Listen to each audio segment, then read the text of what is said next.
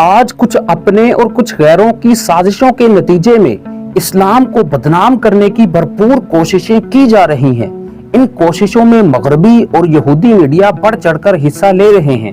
وہ مسلمانوں کے ہر فعل کو اسلام کے ساتھ جوڑنے کی کوششوں میں مصروف ہیں۔ حالانکہ یہ ہرگز ضروری نہیں کہ مسلمان جو کچھ کریں وہ عین اسلام ہو، بلکہ دنیا کے بیشتر مسلمان اسلامی تعلیمات اور احکامات کے برعکس کر رہے ہیں، اور یہی ان کے پسماندہ اور ناکام رہنے کی اصل وجہ ہے۔ اسلام آج بھی دنیا کا اعلیٰ و رفع مذہب ہے، اور صرف یہی مذہب دنیا کو امن کا گہوارہ اور جنت کا نمونہ بنا سکتا ہے۔ یہ دنیا کا سب سے بہترین مذہب کیوں ہے؟ آئیے جانتے ہیں آج کی اس ویڈیو میں۔ ویڈیو شروع کرنے سے پہلے چینل کو سبسکرائب کریں اور بیل آئیکن کے بٹن کو ضرور پریس کریں۔ نمبر 1، یہ سب سے محفوظ ترین مذہب ہے۔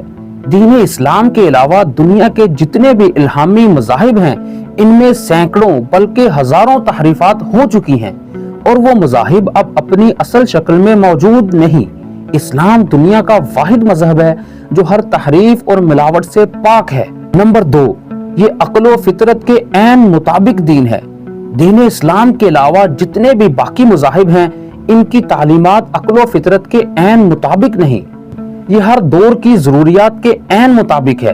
دین اسلام کے علاوہ جتنے بھی مذاہب ہیں وہ ایک خاص خطے، خاص دور اور خاص قوم سے تعلق رکھتے ہیں۔ یہی وجہ ہے کہ ان کی تعلیمات بھی اس خطے، زمانے اور قوم کی حد تک ہے، لیکن دین اسلام ایک آفاقی دین ہے اور پوری انسانیت کے لیے ہے۔ اس میں کسی خاص قوم یا نسل کو مخاطب نہیں کیا گیا، بلکہ یا ایھا الناس کہہ کر مخاطب کیا گیا ہے، یعنی اس کا خطاب پوری نسل انسانیت سے ہے۔ یہ زندگی کے ہر شعبے کے متعلق رہنمائی دیتا ہے۔ دین اسلام کے علاوہ جتنے بھی مذاہب ہیں وہ مکمل انسانی زندگی کا احاطہ نہیں کرتے۔ کوئی مذہب روحانی پہلو کا احاطہ کرتا ہے تو کوئی معاشی یا اخلاقی پہلو کا احاطہ کرتا ہے۔ یہ دنیا کا واحد مذہب ہے جو انسانی زندگی کے ہر پہلو کا احاطہ کرتا ہے۔ زندگی کا کوئی شعبہ ایسا نہیں جو اسلام کی رہنمائی سے محروم ہو، اور جس انداز میں یہ رہنمائی کرتا ہے اس طرح دنیا کا کوئی مذہب رہنمائی فراہم نہیں کرتا۔ واحد مذہب ہے جو سارے کا سارا قابل عمل ہے۔ اس کی کوئی تعلیمات ایسی نہیں ہیں جن پر کوئی انسان عمل نہ کر سکے۔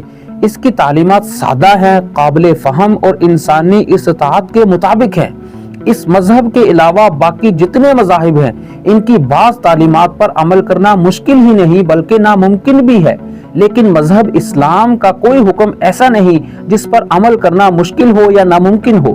حضرت محمد صلی اللہ علیہ وسلم کی سیرت طیبہ میں پورے اسلام کا عملی نمونہ موجود ہے۔ اسلام زمانے کی ضروریات کے مطابق اجتہاد کی اجازت دیتا ہے۔ اسلام دنیا کا واحد مذہب ہے جو انسان کو بند گلی میں نہیں پہنچاتا۔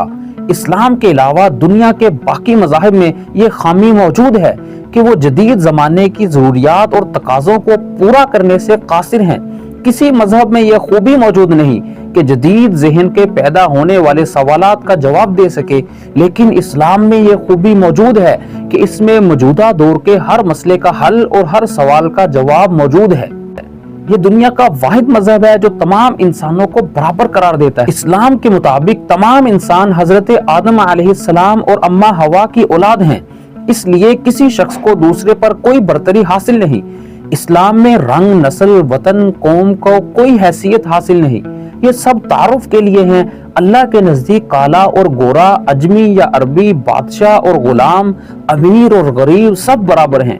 دنیا کے دوسرے مذاہب ذات پات اور رنگ و نسل کی برتری کے قائل ہیں، لیکن اسلام ایسی خامیوں اور برائیوں سے بالکل پاک ہے۔ فضیلت کا معیار صرف تقویٰ ہے۔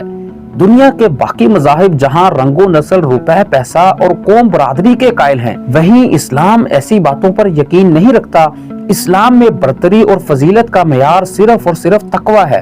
تقویٰ سے مراد اللہ سے ڈرنا اور شریعت کے مطابق زندگی گزارنا ہے۔ جو شخص جتنا متقی پرہیزگار ہے، اللہ کے ہاں اتنا عزت والا ہے۔ اسلام میں ایک غریب اور کم تر ذات سے تعلق رکھنے والا انسان اللہ کے ہاں زیادہ عزت والا ہو سکتا ہے، اور ایک دولت مند شخص اللہ کے ہاں کم عزت والا ہو سکتا ہے، اور ایسا صرف تقویٰ کی وجہ سے ہے۔ یہ طہارت اور پاکیزگی کا مذہب ہے۔ یہ دنیا کا واحد مذہب ہے جو انسان کو طہارت اور پاکیزگی کی ترغیب دیتا ہے۔ اسلام میں صفائی کو نصف ایمان قرار دیا گیا ہے۔ ہر نماز کے ساتھ وضو کو لازمی جز قرار دیا گیا اور ناپاکی کی حالت میں غسل کو ضروری قرار دیا گیا ہے۔ دنیا کے کسی مذہب میں پاکیزگی کو یہ مقام نہیں دیا گیا جو اسلام میں دیا گیا ہے۔ اسلام زندگی کے ہر شعبے میں صفائی، طہارت اور پاکیزگی کا قائل ہے۔ اسلام دنیا کا واحد مذہب ہے جس میں ایک انسان کے قتل کو پوری انسانیت کا قتل قرار دیا گیا۔ ایک انسان کا قتل، نہ کہ ایک مسلمان کا قتل۔ ایک انسان سے مراد ہے کہ کوئی بھی انسان، چاہے وہ جس رنگ، نسل یا قبیلے سے تعلق رکھتا ہے۔ اسلام میں اسقاط حمل کو بھی ناپسندیدہ عمل قرار دیا گیا کیونکہ اس میں بھی ایک انسانی جان کے ضائع ہونے کا خدشہ ہے۔ اسلام نے ہر ایک کے حقوق اور فرائض کھول کھول کر بیان کر دیے ہیں۔ اسلام نے ہر رشتہ اور تعلق کا جو احترام اور تقدس ہے اس کو بیان کیا ہے کہ والدین اور اساتذہ کا کیا مقام ہے، اولاد، ہمسایوں، رشتہ داروں، بہن بھائیوں، دوستوں کے کیا حقوق ہیں۔ دنیا کے کسی بھی مذہب میں اس طرح انسانوں کے حقوق کو نہیں بیان کیا گیا اور نہ ہی ان کا خیال رکھا گیا ہے۔ اسلام دنیا کا واحد مذہب ہے جس میں جانوروں، پرندوں اور درختوں کے بھی حقوق ہیں۔ اسلام میں بلا وجہ درختوں کو کاٹنا، بلا وجہ پرندوں کا شکار کرنا یا ان کو تنگ کرنا، بلا وجہ جانوروں کو مارنے کی سخت ممانعت ہے۔ حتیٰ کہ جنگ کے دوران میں بھی ان کے حقوق کی حفاظت کرنے کی ترغیب دی گئی ہے۔ دنیا کا کوئی مذہب ایسا نہیں جو انسانوں کے ساتھ ساتھ نباتات، جمادات اور حیوانات کا احترام کرنا سکھائے۔ یہ اعزاز صرف اور صرف اسلام ہی کو حاصل ہے۔